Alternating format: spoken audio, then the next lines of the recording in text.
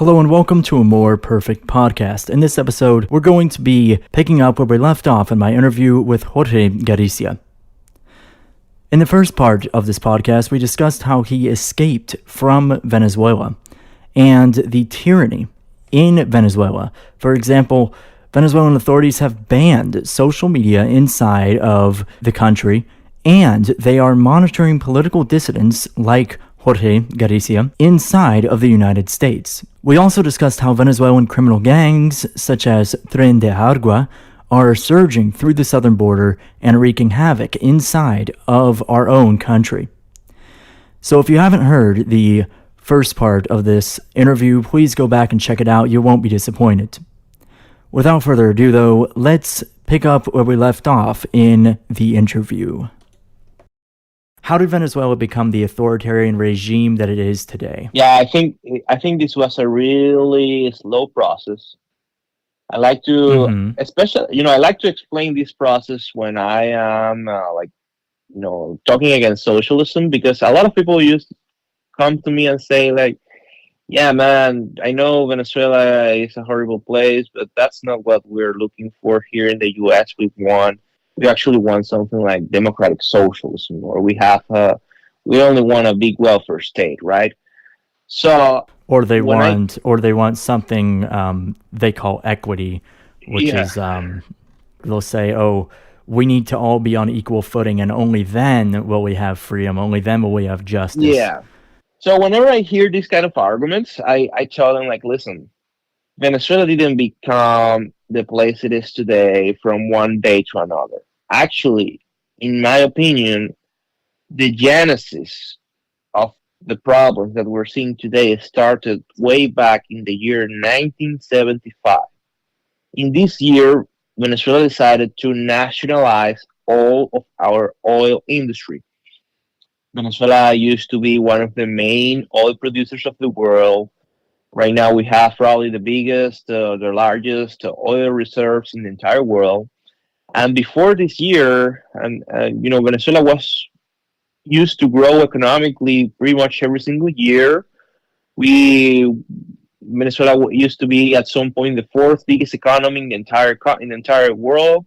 We used to be the first. We used to have the biggest GDP in the entire Latin American region. So Venezuela was doing pretty well before 1975. But then in this year, as I said, government decided to nationalize the whole oil industry. And also in this very same year, we had like a massive boom among the oil prices. Prices went up incredibly.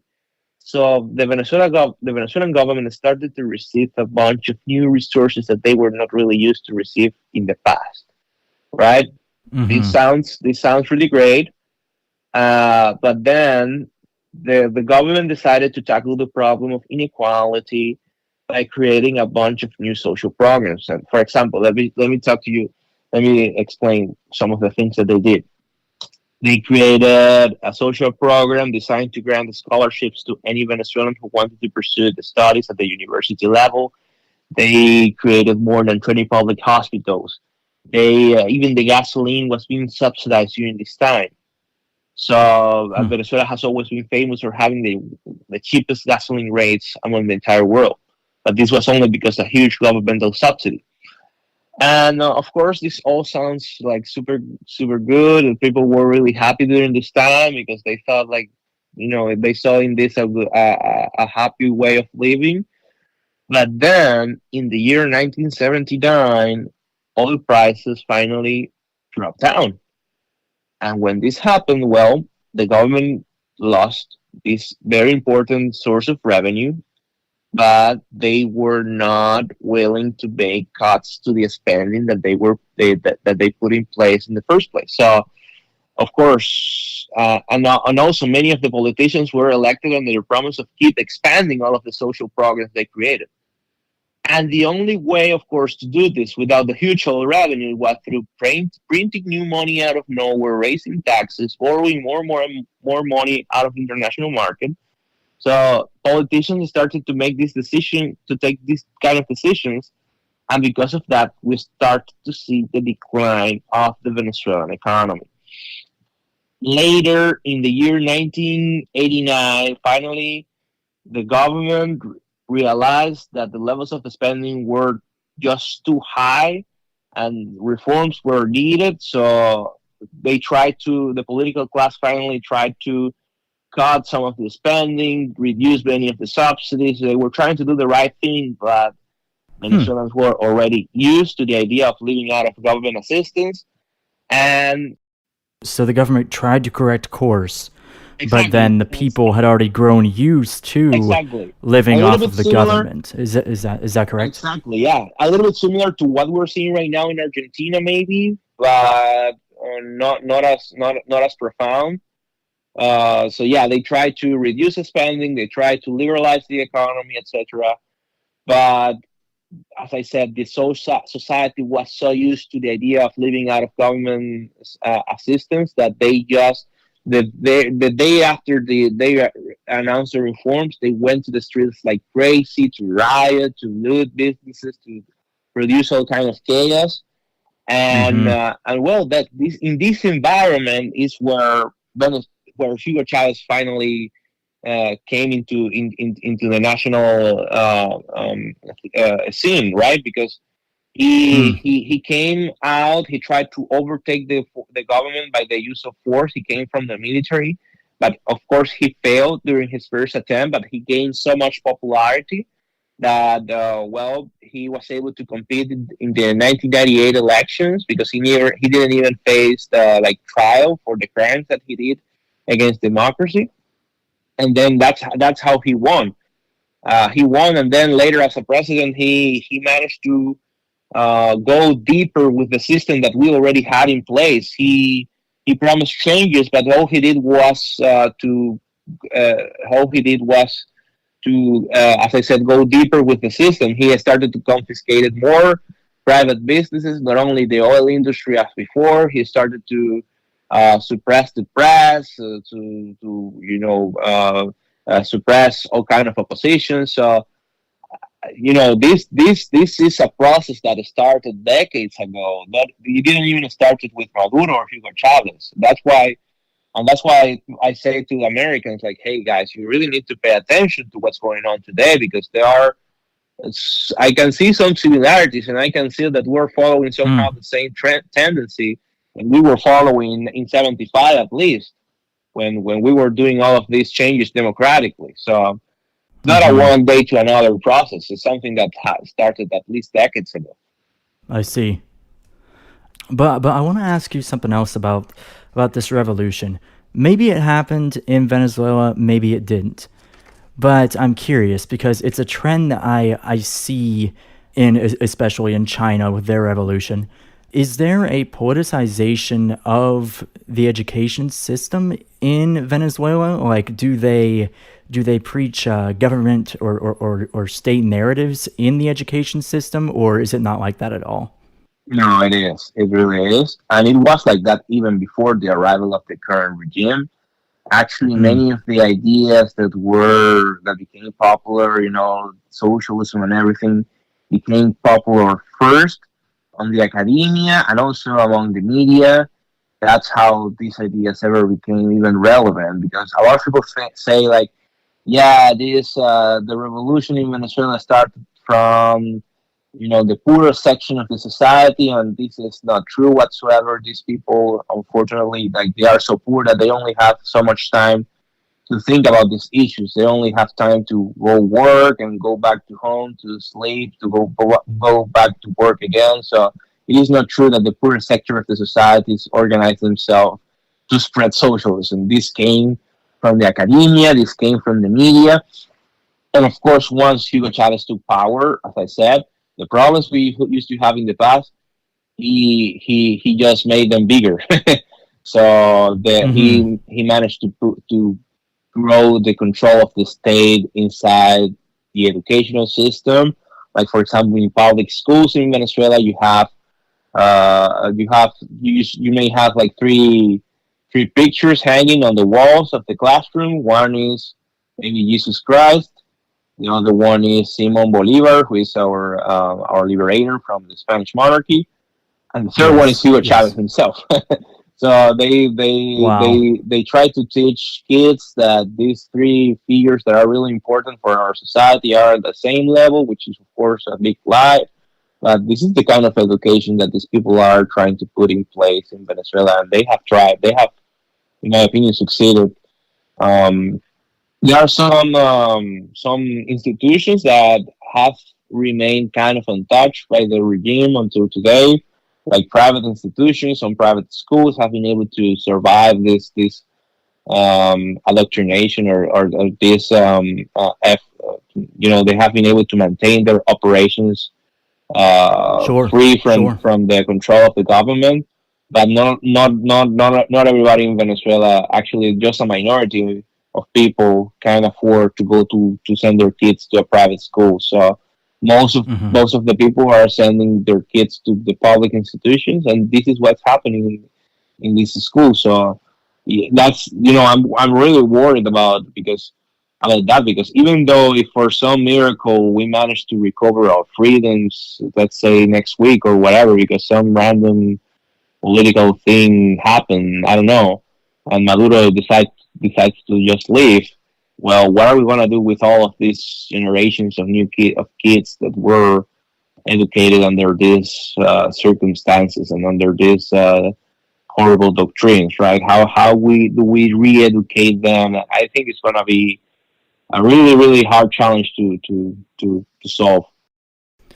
Yeah, it sounds like it. It sounds like it after years of indoctrination, or at least the absence of opposing viewpoints. Hmm. It's got to be difficult to uproot those kinds of attitudes because thinking about it, even if you are in such a dire economic situation, you can always be persuaded that it isn't the government's fault, it's the United States and their sanctions. It is whatever other villain other than the current regime in Venezuela. So you blame somebody else when in reality they're just a scapegoat for the regime. Yes. So yeah, that's going to be damn difficult to uproot. I had never thought about that. So we know how the regime in Venezuela got here. What hope do Venezuelans have of a real democratic future? Well, I really didn't have any hope until November the 5th, because from the Biden administration, even though they post all of these great statements saying that yeah, we're with the Venezuelan people and we are by their side in their fight against totalitarianism, and we want them to recover their democracy. Yeah, they put out these great statements like every week, and they sound Mm-hmm. really great. But then when you see that what they're actually doing is probably just the opposite. They lifted sanctions against the Venezuelan regime, which allowed them to start commercializing Venezuelan oil, which also, Wow. and thanks to the money that they receive from these lifted sanctions, they can now keep financing their repression machine inside Venezuela. And not only that, but Maduro's nephews, they were here in prison because they were caught bringing narcotics inside the U.S. Why am While I not using their surprised? yeah, they were using their diplomatic passports. They thought it was that was going to be enough for them to to come to the U.S. with luggage full of different drugs, and they were caught Mm-hmm. and they were paying sentence here in the U.S. But well, again, President Biden decided to. Oh, probably not even him, to be honest. He's too old. I don't think he was the one taking the decisions. But whoever was Biden's handlers decided this. exactly, Joe whoever Biden was too was busy taking taking a the nap. Let's be real.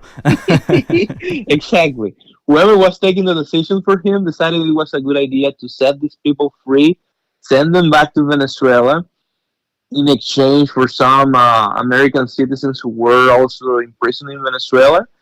Uh, Hmm. and not only that, he also Maduro's biggest money launderer, named a guy named Alex Saab. He was also caught by U.S. authorities. And Well, hell again, yeah. same thing. Biden decided to set him free, send him back to Venezuela, and No in freaking way. yeah, and allegedly people say that the reason they did this is because Maduro promised to make free and fair elections, and I already explained how that promise went.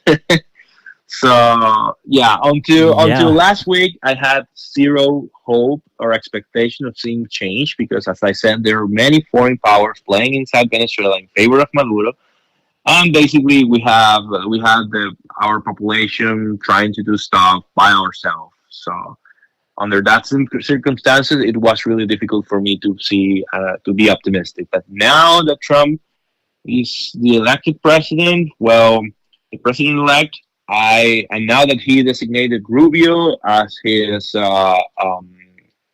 Secretary of secretary of the State. state, yeah, I am partially optimistic because, well, Rubio, as I said, is someone who really knows the nature of the regime in Venezuela and the regime in Cuba and the regime in Mm-hmm. Nicaragua, and it's like a personal brand for him. He spent he every single time most of the legislation that he tried to introduce in the Senate are related to our ways of him trying to add pressure against all of these regimes. And Yep. well, it looks like he understands the risks that this regime poses not only to our own people but to the U.S. and the entire hemisphere. So right now, I feel like, well, if he gets confirmed, which I have no doubt that he will, and if President Trump maintains the same agenda he was following during his first administration, which was good, he was adding sanctions, he was adding pressure against this regime. It was actually working. We saw a lot of desertions coming from the military inside Venezuela. It wasn't enough, of course, but at least we were seeing some sort of changes. And Mm-hmm. now I'm again a little bit optimistic about the future of Venezuela. I think with the proper help from other countries like the U.S. and other countries in the region, plus whatever we can do inside Venezuela and whatever our diaspora can do, I think, well, now we are back again in a possibly good position to try to at least think about ways to try to bring them down. Seriously, I do have hope, especially again now that Rubio, hopefully Secretary of State. I met Rubio myself actually. I campaigned for him when he Nice. was being reelected in Nice. 2022. I can personally attest that that man. He's genuine. He's one of the rare genuine people in politics, or at least he gave me that impression. And he's a very, very good speaker too. So I'm really excited to hear what he does. Maybe you know this, maybe you don't. During the first Trump administration, he wanted the CIA to be more aggressive. They were going after the Maduro regime in Venezuela, and the CIA was able to pull off a hack of the Venezuelan payroll system and screw it up big time. And that caused chaos within the ranks of the Venezuelan military. Now, of course, it wasn't enough to, overthrow the regime or anything like that.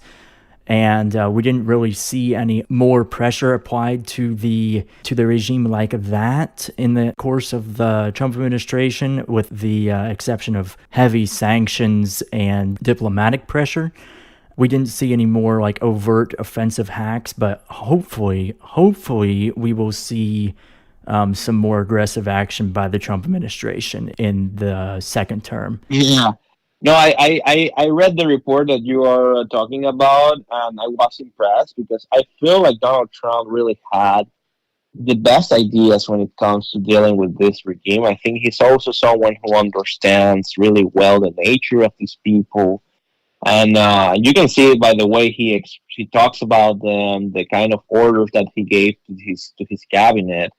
I think part of one of the reasons why he wasn't successful in his first administration in his efforts to bring back democracy to Venezuela is because a lot of people within his administration were not really on the same page, I guess, and they were constantly, debating and trying to forced Trump to take different decisions, and the one he was really interested in taking, I think the head of the CIA back then really wasn't really interested in doing any of the things that they ended up doing, and she was Mm-hmm. kind of reluctant. Apparently, according to this article that I think is the same one you read, I guess.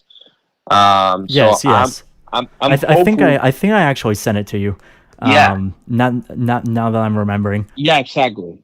So I'm hopeful that now maybe they are thinking things through like more carefully when it comes to all of these appointments, and hopefully we are gonna see a team that is gonna be in the same page as the president, and we are not gonna see so many pushback from their own their own within the cabinet, right? So um, I hope they can correct those kind of mistakes that they did in the past, and we could have a more decisive foreign policy towards Venezuela, where every single person in the cabinet is agreeing with whatever the president is Yeah. proposing. Because otherwise, why did we even elect them if we're going to allow other bureaucrats that nobody voted for, put the to select what the how the foreign policy should look, or how the economic policy should look like. What's the point of even going through elections, right? Yeah, yeah, there's a concept that I call enforcement drift, which is the higher ups give a policy and the men on the ground implement it, but it's up to them ultimately how to implement it. And so the enforcement of the law, so to speak, can drift away from the intended effect hmm of that policy. So hopefully in this second term, that doesn't happen. So I just have a few more questions for you. It's been a pleasure talking to you, by the way. Thank you, I've Dylan. loved this. Yeah, yeah, yeah. I'm learning a lot. You're teaching me a hell of a lot. Thank you. So I want to ask you, for my listeners who may not know as much about even the freedoms that they have here in America. There's been some people who can't even name the amendments. We take so many things for granted here in this country. Really quickly, can you name some privileges, some freedoms that we have here in America that just are not available in Venezuela? I know we were talking about freedom of speech. Obviously, we can speak out online. We have better access to food, better infrastructure in most of the country than Venezuela does. What freedoms do we have in America that are not available in Venezuela?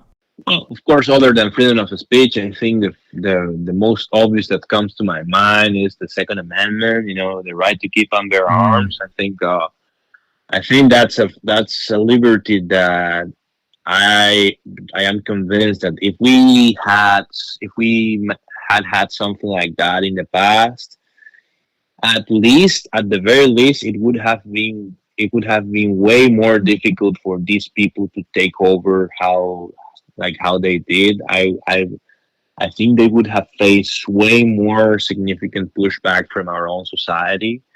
Even Hugo Chavez, I think he understood this, because even though we never had something like the Second Amendment, it was really a really hard process to get guns inside Venezuela at any point in history. Well, Hugo Chavez in 2012, he made it even harder.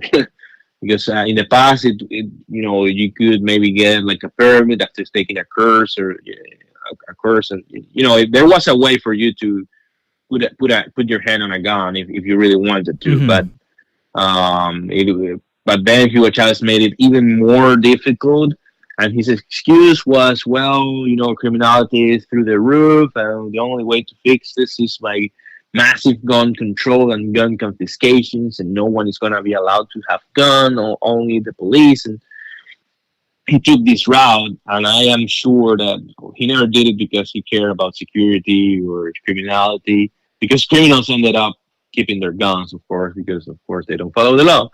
But other citizens, Yeah, like yeah, former of course. military Yeah. members, or people who just were passionate about guns, they were forced to give up their weapons.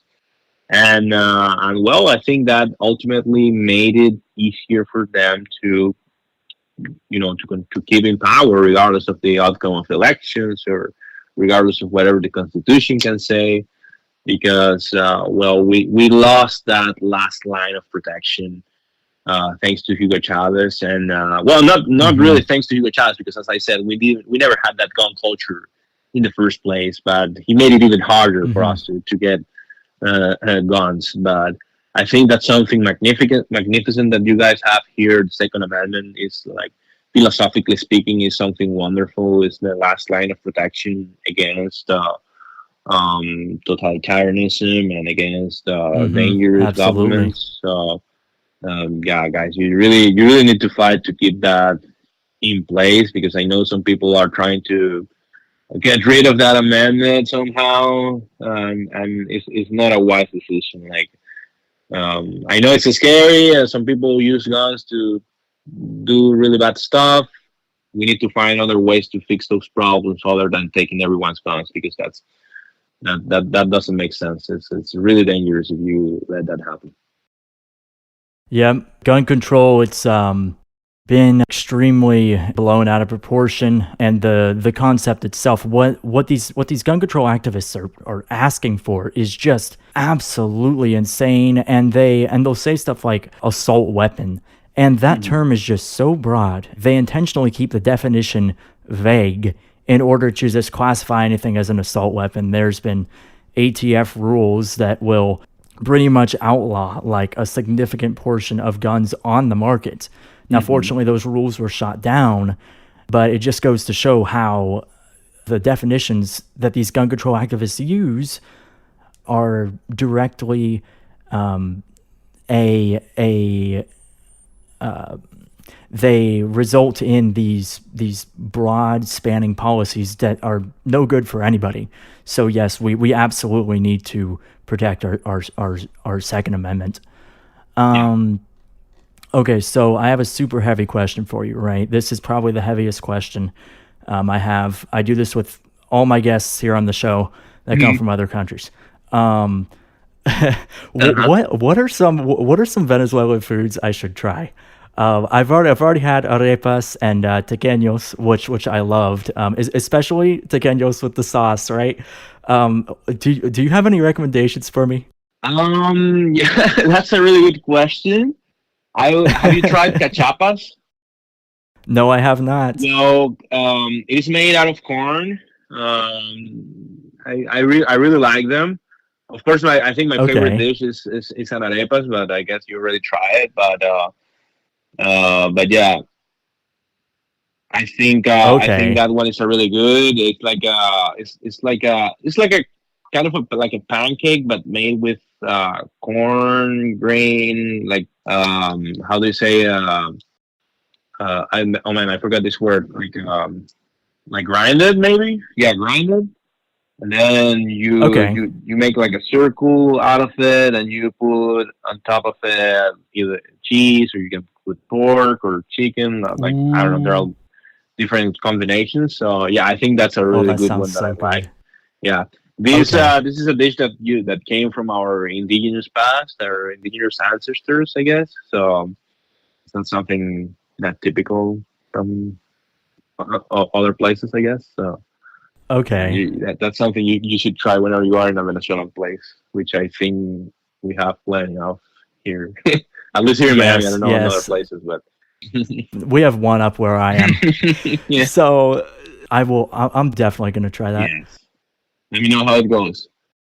I definitely will. I'll send you a picture. Although, you know what, And you can tell me. it's a bit difficult to find authentic Venezuelan food, even though the sellers are Venezuelan, of course. But I don't know why. Like, it is really hard to find the actual taste that you find in your country for some reason. I don't know if the ingredients are different or what's going on, but that's one of the things I probably miss the most. Like the flavors that I was used to. It's really hard to find here in the U.S. for whatever reason. So you're probably gonna find some sort of imitation, but you're not gonna find, I guess, the real deal.